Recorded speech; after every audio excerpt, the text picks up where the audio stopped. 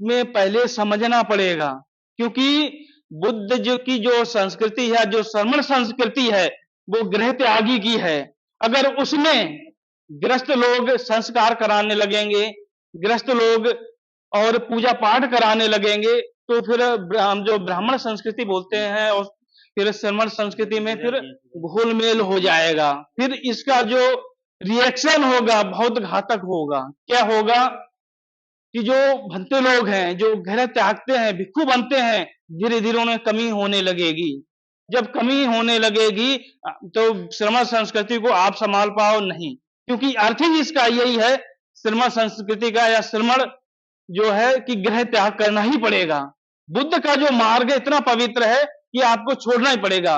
लेकिन क्या है कि जो घर में रह के कार्य करते हैं, आप प्रचार करो, धर्म का खूब करो, जगह जगह कैंप लगाओ, जगह जगह मतलब संगोष्ठी करो, जगह जगह वो करो और भंते को भी बुलाओ। लेकिन जैसे कि एक शब्द आया था कि भंते ना मिले तो हम वैसे ही करेंगे। अरे पहले एक चीज देखो, जब समाज से भंते नहीं बनेंगे तो मिलेंगे कहां से? कहीं दूसरी जगह से आएंगे? आ नहीं रहे। समाज से बनना पड़ेगा और भंते लोगों को आपको सुविधा देनी पड़ेगी जिससे कि भंते पढ़ सकें, उन्हें एक अलग दर्जा मिल सके, कि जो दूसरे लोग हैं अपने आप इधर आने लगेंगे।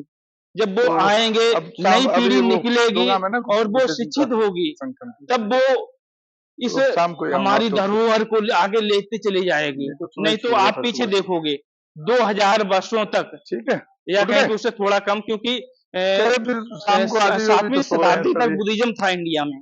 कई अच्छे बिहार थे, मठ थे। मठ का मतलब है जहाँ शिक्षा दी जाती थी, तो वहां पर 7वीं शताब्दी तक आता है।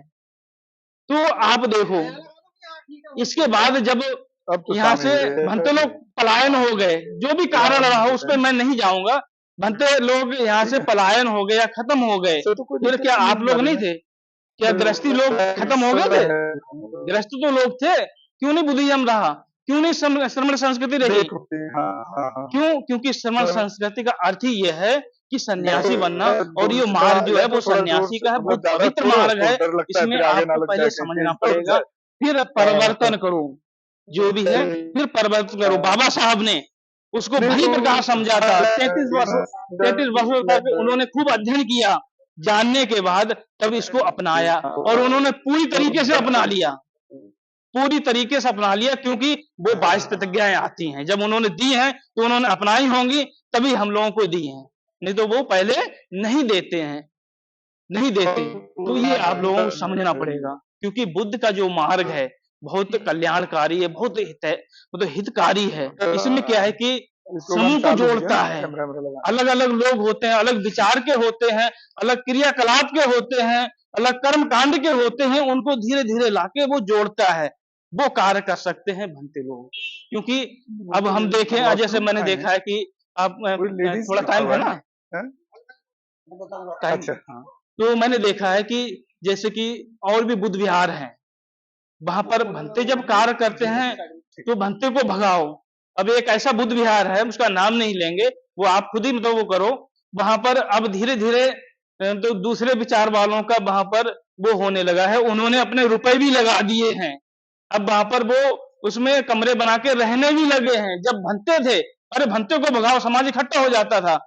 अब क्या है कि उन्हें भगाने की या कुछ वो करने की बात आई तो वो लड़ने को तैयार हैं।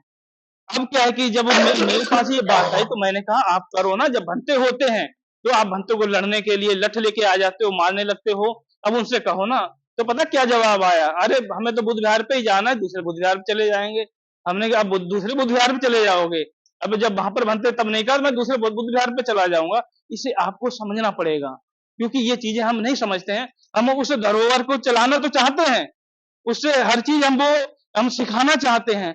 सीखना हमने सीखा नहीं है तो कैसे सिखा सकते हो? फिर उस धरोहर कैसे बचा सकते हो? धरोहर वही बचा सकता है जो पहले त्याग करेगा।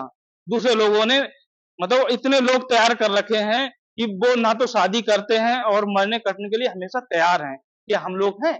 हमारे बच्चे बनते नहीं बनते हैं, ना हम उन्हें निकालते हैं, ना ये तो शिक्षा देते हैं, लेकिन धर्म को खूब प्रचार करेंगे।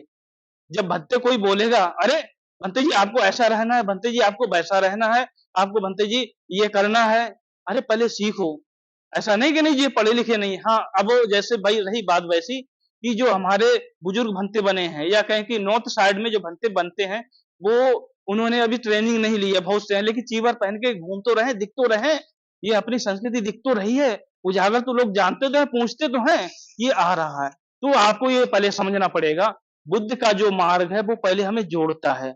जब जुड़ोगे जब आप अपने चित्त को निर्मल करोगे, अपनी वाणी को मधुर करोगे, अपने शरीर से अकुशल कर्मों को तो कार्यों को छोड़ दोगे, तब खुद आप धीरे धीरे संगठित होते चले जाओगे और भंते जो बोलेंगे उसको समझोगे।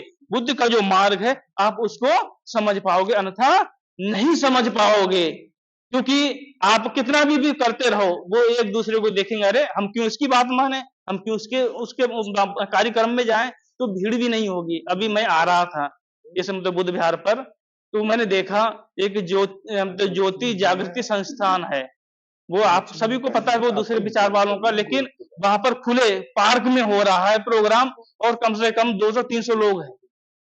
अब देखो वो अपने संस्कृति के लिए, अपने धर्म के लिए निष्ठावान है। क्या हम हैं निष्ठावान? हम अपने बच्चों को भी नहीं कहते आ जाओ बुद्ध विहार पर, आ जाओ भंते जी से प्रवचन सुन लो, किसी को बुलाते ही नहीं है, तो हमारी संस्कृति कैसे बनी रहेगी? या वो जो संस्कृति है या जो बुद्ध के जो गुण हैं वो आपके अंदर कैसे अंतर्निहित होंगे, कैसे आपके अंदर प्रवेश करेंगे, या कहें कि कैसे आपकी सील पुष्ट होगी, कैसे आपकी समाधि पुष्ट होगी? तो प्रज्ञा नहीं जागेगी। जब समाधि पुष्ट नहीं होगी, सील पुष्ट नहीं होगी, तो वो तो प्रज्ञा भी नहीं जागेगी। तो ये आप लोगों को ध्यान रखना है। ये जो हमारे उपासक जय भीम प्रकाश ये अपने धम्म पथ ट्रस्ट के माध्यम से कर रहे हैं कार्य, ऐसा नहीं कि इन्होंने बहुत सीखा है, बहुत जाना है, खूब मेहनत की है, उस पर चल रहे हैं, लेकिन सिर्फ हमारा यही आग्रह है कि जो हमारे आचार बनते हैं, अगर कोई संस्कार है तो पहले भंते की कोशिश करो वहां ले जाएं, नहीं मिलते हैं तो फिर आप कोशिश करो भंते बनाने के लिए समाज से, उन्हें छोटे बच्चों को भंते बनाएं। और जैसे विदेश में है बहुत शिक्षाओं के लिए द्वार खुले हुए हैं, लेकिन जब आओगे नहीं तो कैसे आपको जानकारी मिलेगी? हमारे पास आओ, भंते जी के पास आओ, तभी तो बच्चे सीखेंगे। जो नहीं पढ़ा पाते हैं तो वो वहां पढ़ा लेंगे। हर चीज की पढ़ाई होती है, ये नहीं सिर्फ धम्म की पढ़ाई होती है। मैंने इसलिए थोड़ा ये बोल दिया है क्योंकि धम्म पथ जो ट्रस्ट है, धम्म का मतलब है आपको पता ही है, बुद्ध का मार्ग, पथ भी मार्ग होता है, रास्ता, जो सुख के लिए, जो हित के लिए कार्य करते हैं। तो हमारे उपासक जो हैं वो कर रहे हैं, तो आप सभी लोग निश्चिंत होके आप भी करिए, लेकिन आप लोग चित्त और वाणी मधुर रखिए। भंते के प्रति आप थोड़ा श्रद्धावान, निष्ठावान हो। ऐसा नहीं कि नहीं कि भंते के प्रति आप एकदम से क्रोध में आओ, क्योंकि मैंने देखा है जब कोई बात आती है तो भंते से ऐसे लड़ते हैं जैसे कि भंते ने पता नहीं क्या मतलब इनका ले लिया हो, लेकिन जब कोई वैसे लड़ने वाला आ जाता है तो दूर भागने लगते हैं। क्या अब आप तो सोचो कि उस रास्ते को क्या भंते नहीं अपना सकते हैं? क्या हम अन्न नहीं खाते हैं? क्या हमारे अंदर बल नहीं है, ताकत नहीं है? लेकिन वो हम कर सकते हैं, लेकिन नहीं, क्योंकि जैसे ही वो करेंगे तो बुद्ध का मार्ग खत्म होता चला जाएगा। बाबा साहब ने जो कल्पना की थी इस भारतवर्ष की कि बौद्धमय बनेगा, वो नष्ट होता चला जाएगा। ये आप लोगों को ध्यान में रखना है, और हम यही आशा करते हैं कि आप लोग समझो और तब जाके अच्छे से उस रास्ते पे चलो। 3 बार बोलो साधु साधु साधु। हमारे चैनल बहुजन दस्तक को लाइक, शेयर, सब्सक्राइब देखना मत भूलिएगा। जय भीम, जय भारत, जय संविधान, नमो बुद्धाय। धन्यवाद। चैनल आर्थिक समस्या से गुजर रहा है।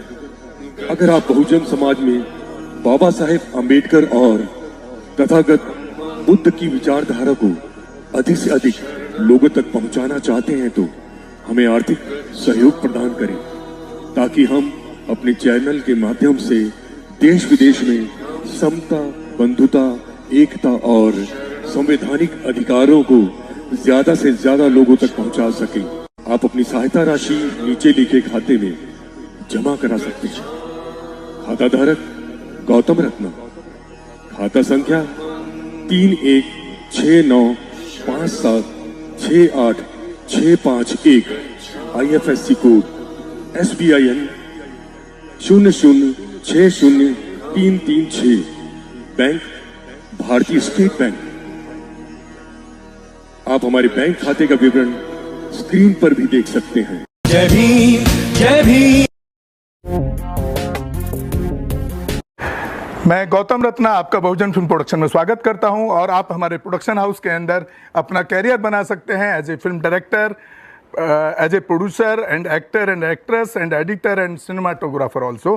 अगर आपको फिल्म से रिलेटेड कुछ भी प्रोजेक्ट आपको बनवाना है तो हमारे पास में पूरा सेटअप है, जिसमें फिल्म कैमरा है, शूटिंग लाइट्स है और एडिटिंग है। सारा A to Z एक ही जगह पर आपको हमारे यहाँ पर मिल जाएगा। तो दोस्तों आप हमें कांटेक्ट कर सकते हैं हमारे नंबर्स पर 9810085714 और 8510005714। हमारे वेबसाइट पे विजिट कर सकते हैं www.filmserviceindia.com और हमें मेल भी कर सकते हैं gautamfilmsproduction@gmail.com पर। धन्यवाद।